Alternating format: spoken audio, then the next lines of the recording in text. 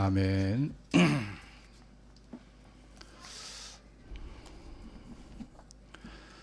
네, 오늘 이 본문의 내용은 모세가 하나님 앞에 떠나기 전에 이스라엘 백성에게 남긴 유언과 같은 그런 말입니다. 그런데 참 모세가 얼마나 이분이 정말 영성이 강한 사람인지, 이거를 정말 보시면 33장 1절을 한번 같이 읽어볼까요? 하나님의 사람 시작. 하나님의 사람 모세가 죽기 전에 이스라엘 자손을 위하여 축복함이 이러하니라. 이스라엘을 축복했어요. 우리가 뭐 자녀들에게 유언을 남긴다면, 내가 먼저 떠나니까 너희들은 잘 살아라, 싸우지 말고 행복하게 살아야 돼. 아마 이 정도 얘기하고 그냥 유언이라는 게 뭐 길게 못 하잖아요. 그런데 이 모세의 이 축복의 말씀은요, 참 길어요. 길어.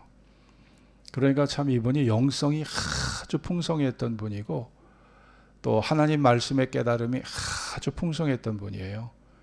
그러니까 이렇게 아름다운 축복을 내릴 수가 있었죠.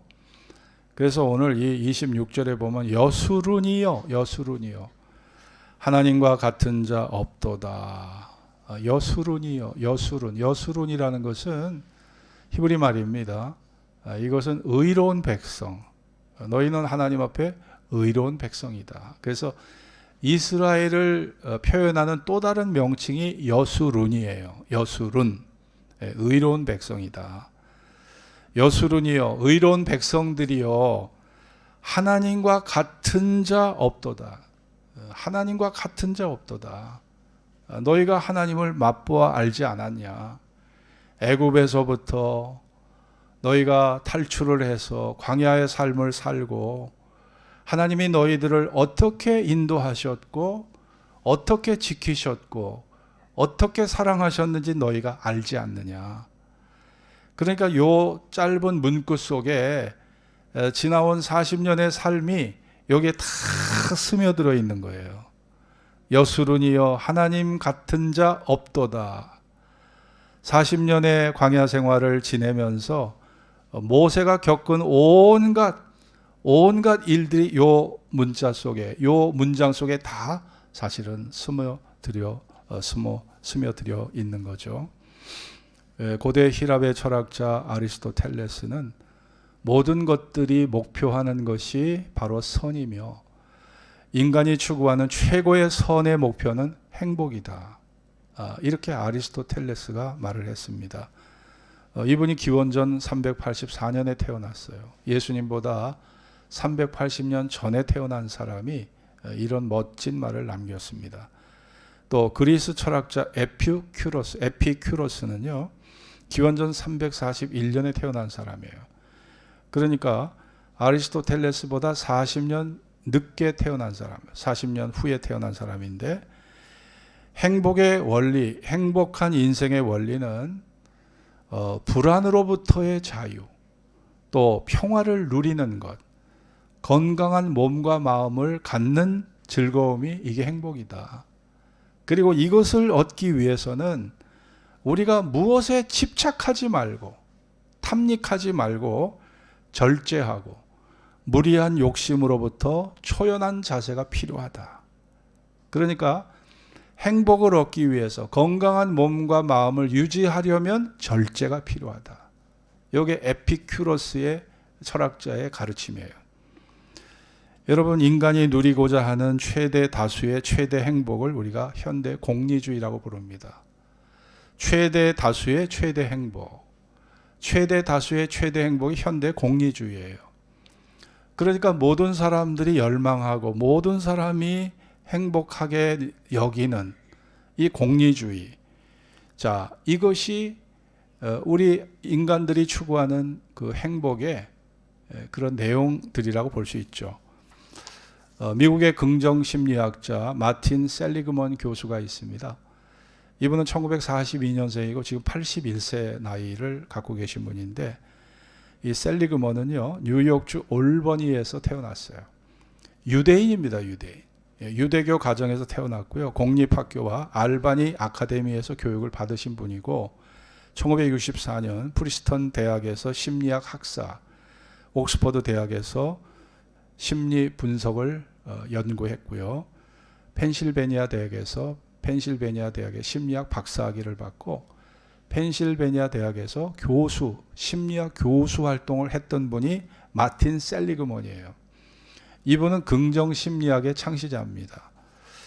이 긍정심리학의 창시자 셀리그먼이 인간이 행복할 수 있는 공식 5가지, 행복의 공식 5가지를 이분이 말을 했어요. 자, 그게 뭔가 들어보십시오. 가장 중요한 게 긍정적 정서가 중요하다. 셀리그먼이 말한 것은 우리가 긍정적 정서가 필요하다는 거예요. 어떤 사람은 비가 오면 우울해지고 비가 오면 슬퍼하고 비가 오면 뭔가 밖에 잘 나가지 않으려고 하죠. 근데 어떤 사람은 비가 오면 비가 오는 대로 또 좋아해요. 비가 오면 오는 대로 좋아합니다. 그러니까 행복이라는 것이 긍정적 정서에 있다는 거예요. 봄은 봄대로 아름답고 여름은 여름대로 좋고 가을은 가을대로 아름답고 겨울은 겨울대로 아름답고. 제가 예전에 사진을 찍으러 태백산을 한번 저희 집사람하고 같이 그 전날 밤에 찾아가서 새벽 4시에 일어나서 아침 그 일출을 한번 찍으려고. 태백산에서 무슨 일출이냐, 여러분 태백산의 그 설경, 그 눈이 덮여 있는 그 설경에 눈이 덮여 있는 그 자리에 해가 뜨잖아요. 그러면 눈이 빨갛게 변해요. 그래서 거기서 최고의 일출 사진이 나옵니다. 태백산의 꼭대기에는 주목이 많거든요. 그 주목과 이 눈과 그 해와 이것이 어우러진 그 설경, 최고의 설경이 태백산에서 나와요. 야, 여러분 겨울이라는 게 춥고 음습하고 사람을 움츠리게 하는 거지만, 야, 최고의 사진이요, 설경 사진입니다. 최고의 신비스러운 사진, 설경 사진이라니까요. 그래서 사람들이 그 설경 사진을 찍으러 저희가 새벽 한 4시에 일어나서 그 헐레벌떡 그 태백산을 올라갔는데 사진사들이 거기 수백 명이 와 있는 거예요. 야, 그 설경 그걸 찍으려고 수백 명이 와 있는 거예요. 저는 거기 설 자리도 없더라고요. 야, 그러니 여러분, 우리가 긍정적 정서를 가지면 세상에 버릴 게 없어요. 다 소중한 것들이에요. 그러니까 이 소중한 이 긍정적 정서를 가지면 모든 게 기쁨이고 희열이고 자신감이고 낙관적인 마음을 가지면 모든 것을 긍정할 수 있는 거예요. 자, 이것이 셀리그먼 교수의 행복 공식입니다. 두 번째는 뭐냐? 몰입. 우리가 시간 가는 줄 모르고 사는 게 행복이라는 거예요. 내가 뭔가에 미쳐가지고 화가는요, 그림 그리는 거에 미치잖아요. 음악가는 작곡하는 거에 미치잖아요. 우리가 뭔가 미칠 수 있다는 게 이게 행복이라는 거예요. 셀리그먼 교수의 얘기입니다. 몰입이 행복하다는 거예요. 그 몰입 중에서도 우리는요, 이 신앙의 몰입, 말씀에 매료되고 찬양에 매료되고 하나님의 사랑에 매료되고, 우리 예수 믿는 사람들이 누구보다 세상 사람들보다 행복할 수 있다면 그거는 몰입에 있다고 저는 생각해요. 하나님에게 빠진 거예요. 저도 18살 나이에 제가 정말 예수를 그때 다시 믿게 됐고, 어렸을 때 주일학교 다닌 거 빼고 18살 때 믿게 되고 제가 23살에 하나님의 사랑을 정말 극적으로 체험했거든요. 그때부터 저는 정말 주님의 사랑에 매료가 되고 몰입이 돼서 그 사랑의 포로가 돼서 살아온 사람 중에 하나입니다. 저는 솔직히 하나님의 사랑의 포로가 된 사람이에요. 그 사랑을 한번 맛보고 나니까 거기에서 빠져나올 수가 없더라고요. 그리고 그 사랑이 저를 사람 만들어 준 거죠. 사람을 만들어 준 거예요. 그래서 저는 늘 주님에게 제가 빠져 산 그 몰입을 저는 정말 귀하게 행복과 축복의 은혜로 저는 생각합니다. 셀리그먼 교수가 또 말한 행복의 공식은 뭐냐? 관계다. 우리가 타인과의 관계를 맺고 사랑의 관계를 맺고 사는 것이 인간의 행복이라는 거예요. 물질도 귀합니다. 예, 자동차도 귀하고 스마트폰도 귀하고 집도 귀하고. 그런데 아니 새 집을 지었는데 식구가 없네. 새 집을 지었는데 사랑할 대상이 없네. 그 집은요 아무 의미가 없는 거예요. 벽하고 대화하지 못합니다. 우리가 아무리 고급스러운 저택에 살아도 벽하고 대화할 수 없는 거예요. 관계를 맺어야 돼요. 영혼의 대화를 나눌 수 있어야 돼요. 이 관계가 행복의 공식입니다. 네 번째, 의미. 내가 살아가는 의미 속에서 인간의 행복이 찾아온다는 거예요. 내가 고생을 해도 그 고생의 의미가 있으면 그 고생을 참을 수가 있어요. 저희 어머니는 우리 아버지가 사업에 정말 병에 걸려서 사업에 모든 것을 놔야 했고 가난에 시달렸지만 우리 어머니는 그 자식들 자라는 그 의미 속에서 온갖 고생을 마다하지 아니하고 그 고난의 세월을 잘 견뎌오신 분이거든요. 우리 어머니는 자식의 의미를 갖고 인생을 사신 분이에요. 여러분, 이 의미가 우리를 행복하게 하는 겁니다. 내가 너무나 고생스러워도 인간은 의미를 찾으면 견딜 수 있는 거예요.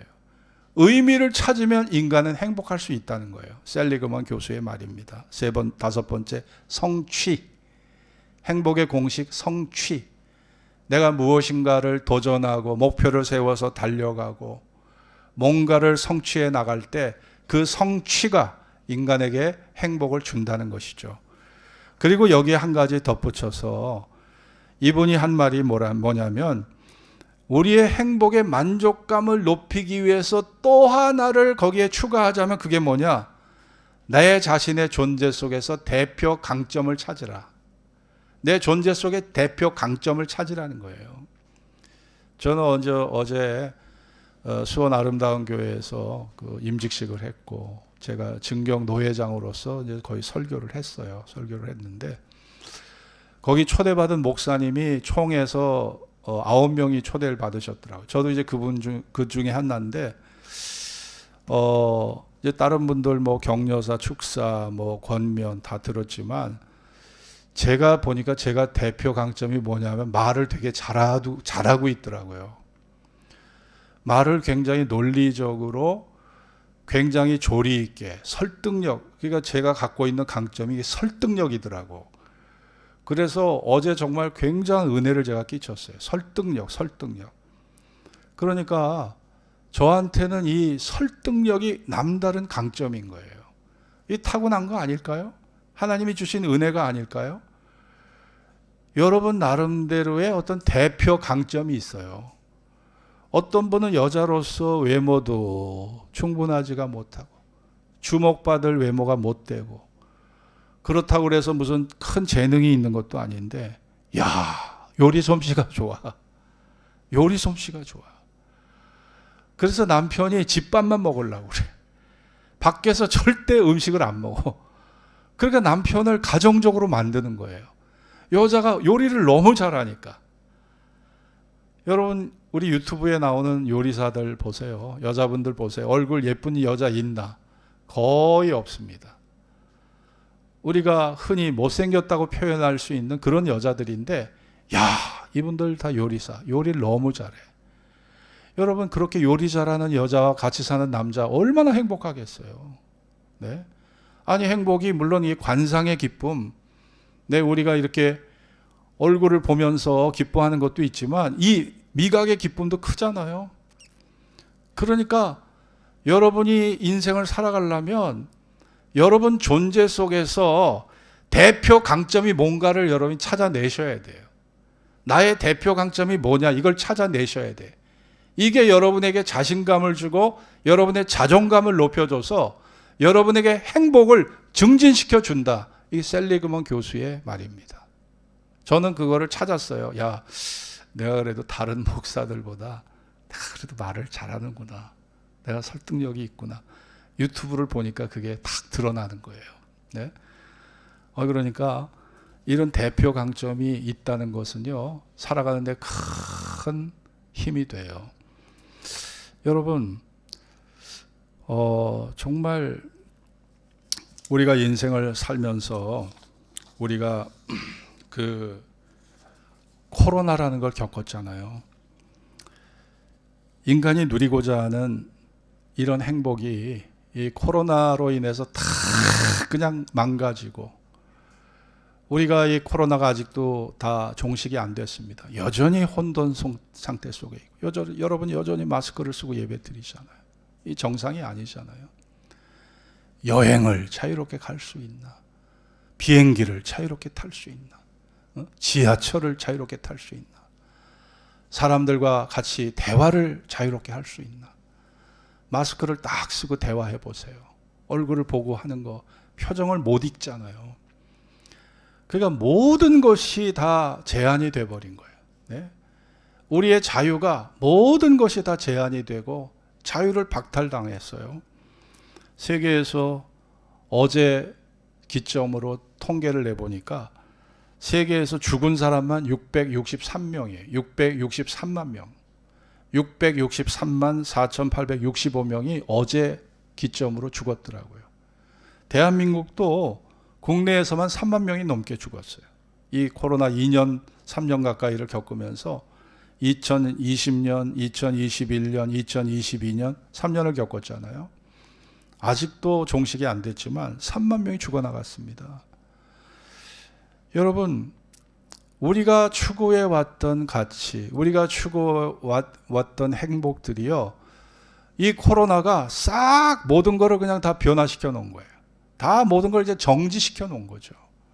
그래서 저는 코로나가 기여한 게 있다면 그게 뭘까? 코로나가 기여한 게 있다면 우리가 추구했던 보편적 가치보다 더 높은, 우리가 추구했던 일반적 가치보다 더 높은 가치를 추구하게 했다고 저는 생각합니다.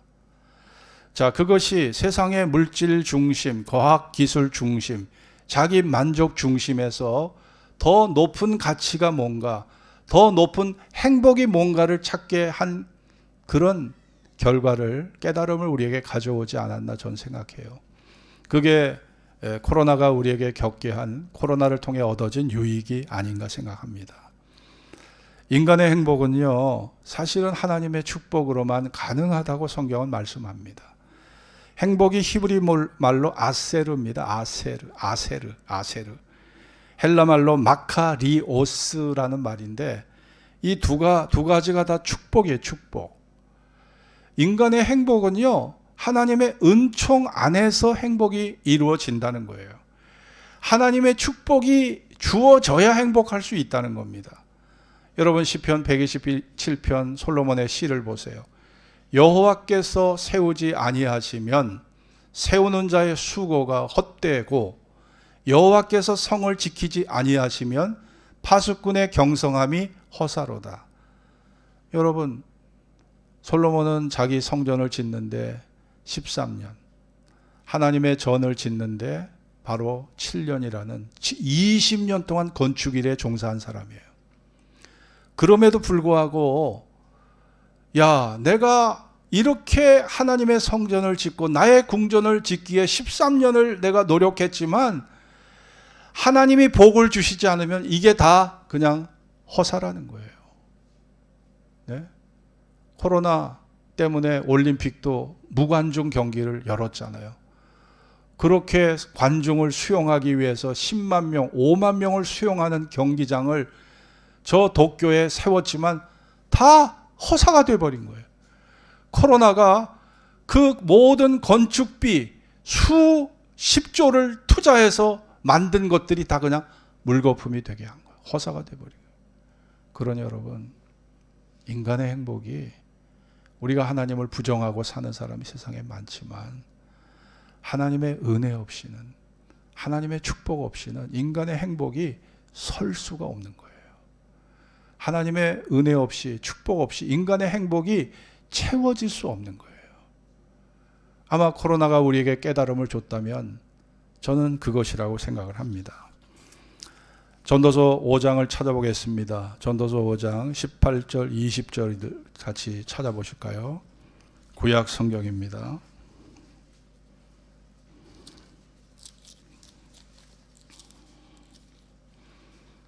전도서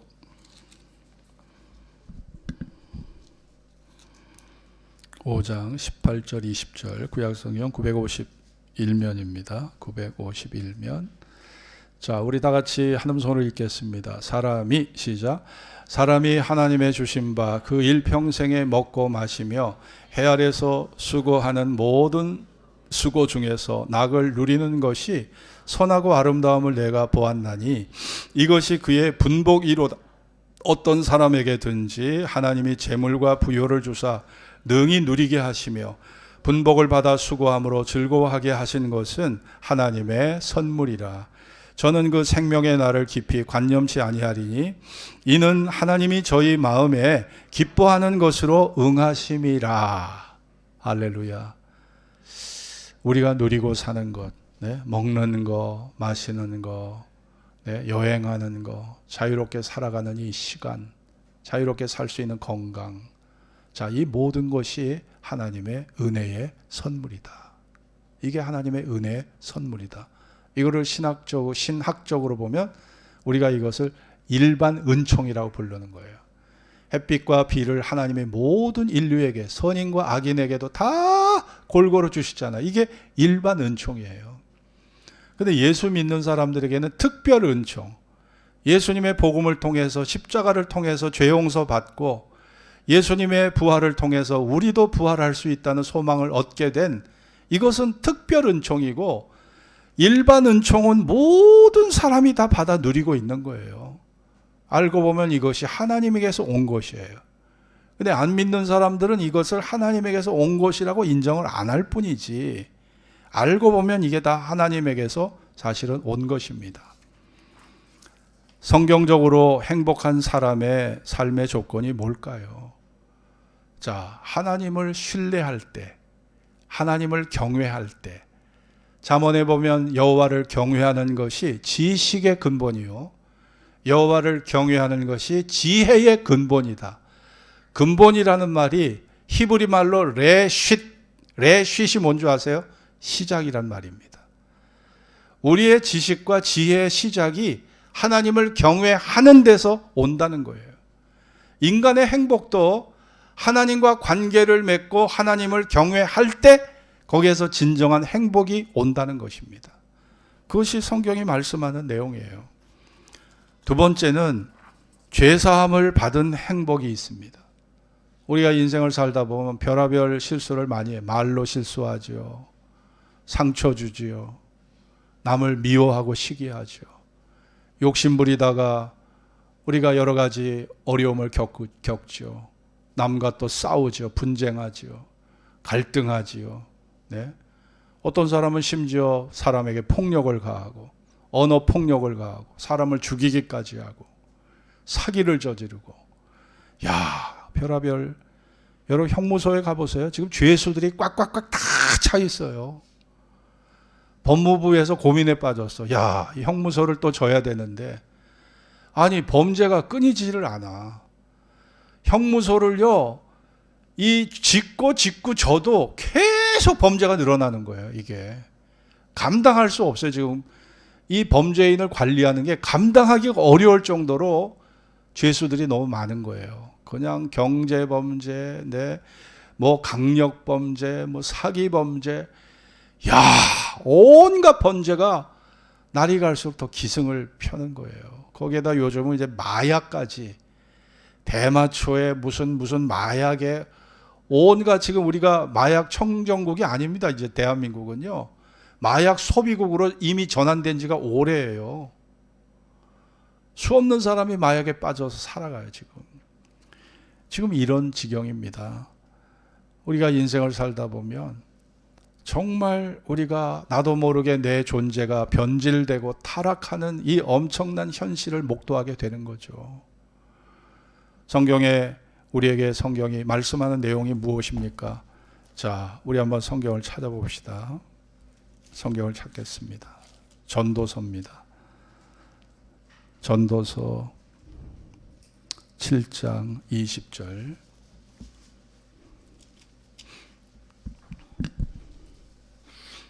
전도서 7장 20절 우리 한음성으로 같이 읽어볼까요? 구약성경 953면입니다. 자, 선을 행하고 시작. 선을 행하고 죄를 범치 아니하는 의인은 세상에 아주 없느니라. 네, 선을 행하고 죄를 범치 아니하는 의인은 세상에 아주 없다. 절대 부정이에요. 절대 부정. 아주 없다. 아주 없다. 그러니까 여러분, 우리가 선하게 양심적으로 선하게 살았다면 예수님 구세주 하나님의 아들이 이 땅에 오실 이유가 없었어요. 그러나 인간은 하나님 보시기에 구제불능. 인간 스스로는 자기 죄를 해결하지 못하고 죽음의 문제도 해결하지 못하고 심판의 문제도 해결하지 못하는 정말 구제불능. 인간의 존재는 하나님 보시기에 구제불능이에요. 그래서 주님이 오신 겁니다. 정말 선을 행하고 죄를 범치 아니하는 의인이 세상에 아주 없어요. 절대 부정. 그래서 주님이 오신 거죠.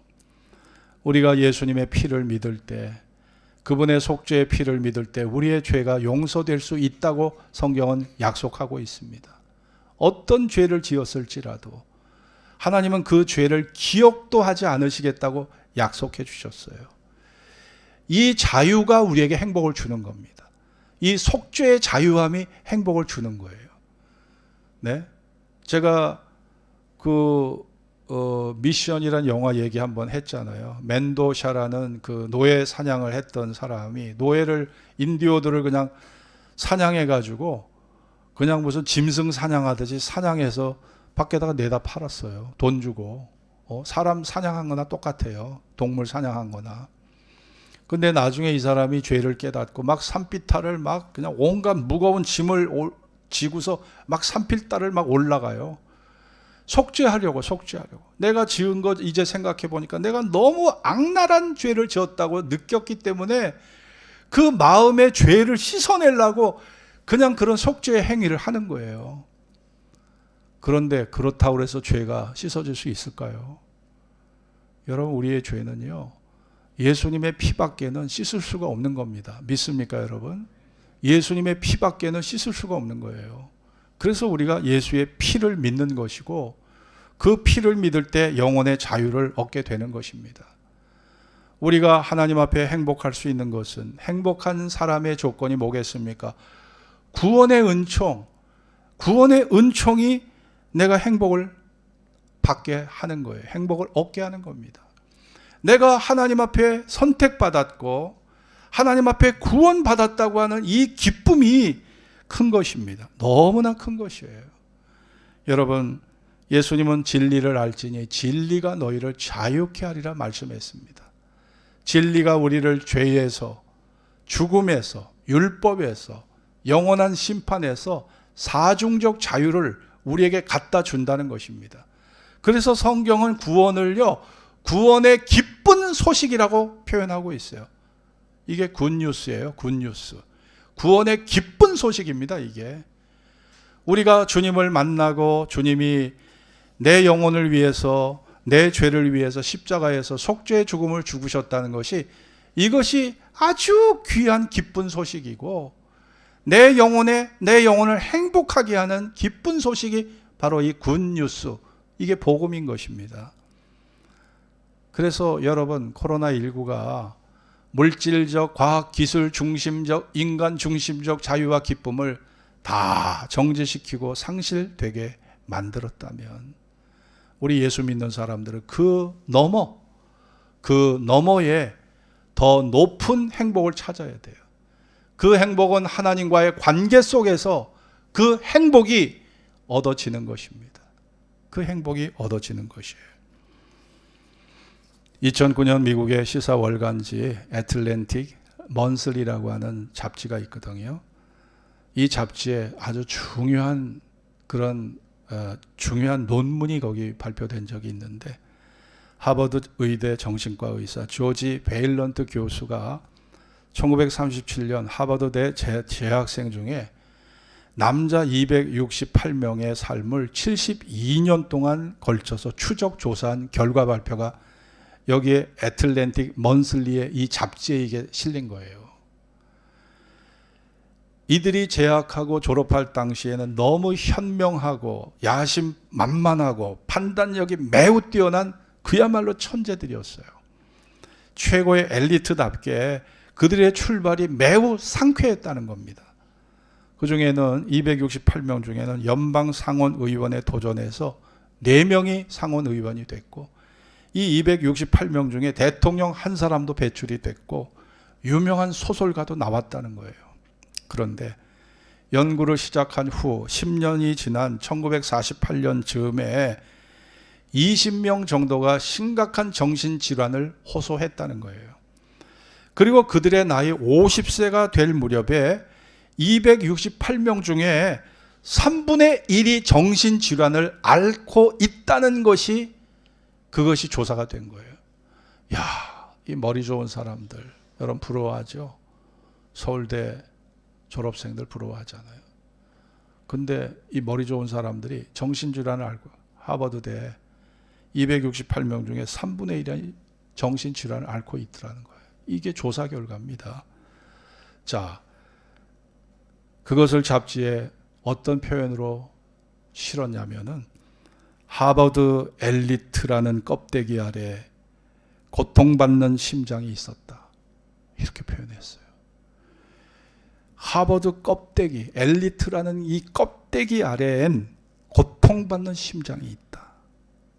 우리가 서울대만 해도 그냥 다시 보잖아요. 서울대 출신이다 그러면 다시 보잖아요. 여러분, 제가 하버드 출신이라고 여러분에게 말하면 여러분 절 다시 볼 거예요. 그렇죠? 우리 목사님이 하버드 출신이야? 아마 이 말이 벌써 여러분 마음에 다시 먹힐걸요? 그러죠? 하버드 하면 다시 보이죠. 그런데 이 베일런트 교수가 한 말이 뭐냐? 하버드 엘리트라는 껍데기 아래엔 고통받는 심장이 있다. 아니 268명 중에 3분의 1이 다 정신질환자니, 그거 우리가 그렇게 환영하고 추천하고 그들을 열렬하게 우리가 희망하고 부러워할 이유가 안 된다는 것이죠. 그러니까 여러분이 정말 인생의 실상을 바로 알아야 돼요. 돈 많다고, 머리 좋다고, 공부 잘했다고, 명문대 나왔다고 행복한 거 아닙니다. 베일런트 교수가 말하고자 했던 게 바로 그거예요. 베일런트 교수의 결론이 뭐냐? 삶에서 가장 중요한 것은 인간관계다. 삶에서 가장 중요한 행복은 사랑이다. 진정한 인생의 행복은 좋은 대학이나 명예나 부의 성공에 있는 것이 아니라 내 곁에 얼마나 좋은 사람이 있느냐가 행복이다. 이게 베일런트 교수의 결론이에요. 결론입니다. 서로 진심으로 사랑하고 사랑할 수 있는 사람이 나에게 있느냐, 내가 진심으로 사랑할 수 있는 대상이 있느냐, 이게 중요한 관건이에요. 서로 사랑하며 사는 것, 그것이 쌓이고 쌓이면 우리는 참으로 행복했다고 고백할 수 있는 사람이 되는 것이죠. 우리가 신앙적으로 보면 마태복음 22장의 35절 40절에 보면 예수님이 한 율법사의 질문을 받았습니다. 예수를 시험하여 묻되 선생님, 율법 중에 어느 계명이 크니이까? 예수께서 이르시되 내 마음을 다하고 목숨을 다하고 뜻을 다하여 주 너희 하나님을 사랑하라 하셨으니 이것이 크고 첫째 되는 계명이요 둘째도 그와 같으니 내 이웃을 내 자신같이 사랑하라 하셨으니 이 두 계명이 온 율법과 선지자의 강령이니라. 온 율법과 선지자의 핵심이니라. 핵심이다. 이게 핵심이다. 야, 여러분, 인간을 누가 지으셨나요? 하나님이 지으셨습니다. 여러분, 결국 인간이 연구하고 실험하고 조사하고 다 하지만 결국 우리가 그 진리의 범주 안에 사는 거예요.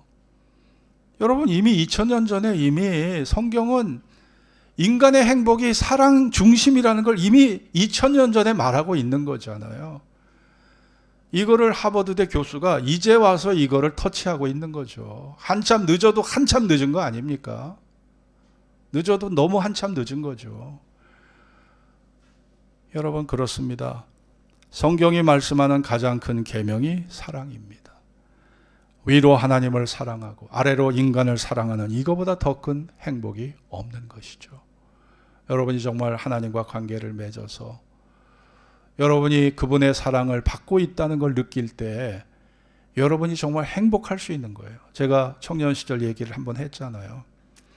제가 지충리 동산이 그 구파발 부근에 있는 동네거든요. 거기 살 때 그때가 제가 청년 시절이에요. 19, 20살, 20세, 딱 20세 정도 된 나이에 그때 당시 여의도 순복음교회에서 그 철야 기도를 하면은 10시부터 새벽 5시까지 새벽 기도가 5시에 있거든요.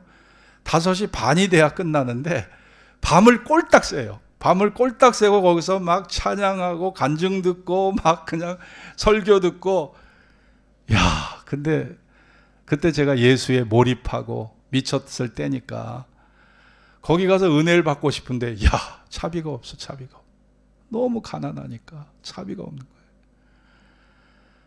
그래서 저 구파발에서 여의도까지 걷는다? 참 쉽지 않은 시간이죠. 근데 제가 그때가 오후 5시쯤 됐어요. 5시에 차비 없으면 걷자. 두 다리가 있는데 멀쩡한데 걸었습니다. 걸어가지고 그 구파발에서 5시간 만에 그 여의도 그 한강 그 대교 그때가 하여간 그 다리를 걷는데 얼마나 강바람이 세찬지. 근데 10시 다 돼서 그 깜깜한 밤에 거의들 당도한 거예요. 차비가 없어서 걸어간 거예요. 5시간을. 구파발에서 여의도까지 걸어간 거예요. 근데요. 앉자마자 막 폭포수 같은 은혜 있죠. 네? 하나님이 정성을 보신다는 걸 제가 느꼈어요. 제가 5시간을 걸어온 걸 하나님이 아시더라고요. 얼마나 막 은혜를 주시는지 그날 제가 너무나 엄청난 은혜를 받았어요. 그리고 이제 새벽 기도 5시 마치고 한 20분 지나서 5시 한 20분에 이제 잠을 자려고 이 장의자에 이제 들어놓습니다. 근데 걱정이 탁 앞서는 거예요. 5시간을 또 걸어가 이 추위에 그때가 1월 달이었거든요. 이걸 어쩌지? 그런데 그냥 잠이 들었어요. 근데 아침에 일어나서 딱 앉았는데 내 옆에 누가 동전을 흘려놓고 간 거야. 예? 동전을 흘려놓고 갔더라고요. 제가 제 주머니에 차비가 한 푼 없다는 걸 하나님 아시더라고요. 그 동전 몇백 원이 중요한 게 아니라 하나님이 내 사정, 내 개인의 입장을 하나님이 헤아리시고 살피시고 그 몇 푼 안 되는 1,000원도 안 되는 그 동전이지만 그때 당시 차비가 80원인가 이랬어요. 그러니까 거기에 흘려진 동전이 한 800원 정도 됐거든요. 그거 가지고 제가 우유도 사 먹었어. 우유하고 크림빵 사 먹고 그리고 차를 2번 갈아타고 우리 집까지 갔거든요. 그 돈이 충분히 된 거예요. 그 돈이. 여러분, 하나님이요 이렇게 세밀하시더라고요. 그래서 돈이 문제가 아니라 하나님이 내 입장을, 내 형편을 이렇게 세밀하게 살펴주신다는 그것 때문에 제가 너무 감격했어요. 제가 그 사건을 잊을 수가 없습니다. 여러분이 인생을 살다 보면요, 여러분이 정말 진실하게 하나님을 사랑하잖아요. 그러면 제가 겪은 이런 일을 여러분들이 수시로 경험할 수가 있습니다. 하나님이 정말 나보다 나를 더 사랑하시는구나. 나보다 나를 더 깊이 아시는구나. 여러분, 하나님의 사랑에 빠져보셨나요? 하나님의 사랑에 한번 빠져보셨냐고요. 네? 여러분 하나님의 사랑에 빠져보지 않았다면 아직 예수 믿는 맛을 모르시는 거예요. 그거 아셔야 됩니다. 그냥 교회만 왔다 갔다 했지 여러분이 하나님의 사랑에 빠져보지 못했다면 예수 믿는 맛을 아직 모르신다니까 여러분들이. 여러분이 그 맛을 보셔야 됩니다. 그 맛이 얼마나 황홀하고 아름답고 영광스러운 건지를 여러분이 맛보셔야 되는 거예요. 그래야 여러분이 진정 예수 믿는 것이 뭐냐를 여러분이 고백할 수 있게 되는 겁니다. 저는 그러기를 진심으로 바라요. 지식적으로만 동의하지 마시고 정말 하나님을 맛보아 알아야 되는 거죠. 이 사랑의 감격, 이것이 결국 저를 포로가 되게 해서 목사가 되게 하고 목회의 길을 42년 동안 걷게 한 원동력, 모티브, 이게 돼버린 거 아닙니까? 그런 사랑을 제가 청년 시절에 절절히 체험했기 때문에 주님에 대한 사랑의 몰입이 오늘 저라는 존재를 딱 만들어 놓은 거예요. 저라는 존재를요. 그 사랑이 작품을 만드는 겁니다. 저만 그런가요? 여러분도 마찬가지예요. 하나님의 사랑이 여러분의 인생에 멋진 작품을 만들어 줄 것을 믿습니다. 기도하겠습니다. 오늘 주신 말씀을 기억하면서 코로나19가 물질 중심, 세상 중심, 쾌락 중심, 그것이 얼마나 헛된가, 얼마나 한순간에 무너질 수 있고 정지될 수 있는가를 우리에게 깨닫게 해줬습니다. 그것이 우리에게 지혜의 유익이라고, 깨달음의 유익이라고 생각합니다. 여러분, 우리가 겪는 인생의 이런 환상들, 그 환상들이 깨어지는 것은 그다지 많은 시간이 필요치 않습니다. 하버드 대학 268명의 젊은이들 70년 추적 조사의 결과 50대 이후에 3분의 1이 정신질환을 앓고 있다. 이것이 우리에게 무엇을 의미할까요? 여러분, 우리의 행복은 관계에 있습니다. 네? 성공, 명문대, 박사학위, 네? 아니에요. 재벌? 아닙니다. 여러분이 하나님과 관계 맺을 때 그 숨어있는 깊은 사랑의 신비가 여러분의 인생의 새로운 전환점을, 새로운 세계를 열어줄 겁니다. 여러분, 예수 믿어도 예수님과 사랑에 빠져보셨나요? 사랑에 빠져보지 않은 분은 아직 예수 믿는 게 뭔지를 아직 잘 모르는 거예요. 여러분, 사랑에 빠져보셨냐고요? 그 사랑에 한번 빠져보세요. 얼마나 놀라운 은혜가 있는지, 그런 은혜가 있어지기를 여러분 기도하시기 바랍니다. 다 같이 합심으로 기도합시다.